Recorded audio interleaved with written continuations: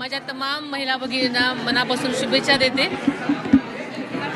आपल्याला माहिती आहे की आत्ताच महिला आयोगाच्या आजच्या या कार्यक्रमामध्ये महिला सन्मान पोर्टल आज आपण त्याचं अनावरण केलेलं आहे।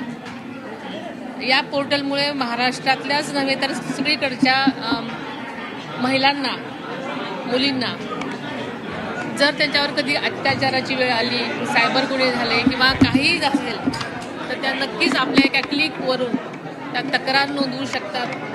आणि हे पोर्टल संबंध पोलीस यंत्रणेशी जोडलेलं असल्यामुळे त्यांची तक्रार लगेच नोंदवली जाईल आणि त्यांना जो काही गुन्हा असेल, ज्या प्रकारचं त्यांचा काही तक्रार असेल त्या तक्रार कक्षामध्ये त्यांची जाईल तक्रार आणि नक्कीच त्यांना यामधून तात्काळ न्याय मिळण्याची व्यवस्था याच्यामध्ये आहे।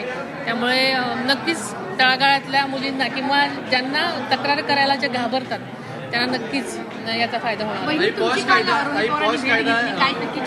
काय मागणी केली नाही देखील अग्रसर आहेत, तुम्ही या संदर्भात काही पुढे भूमिका घेणार आहात का? पॉश कायदा संदर्भात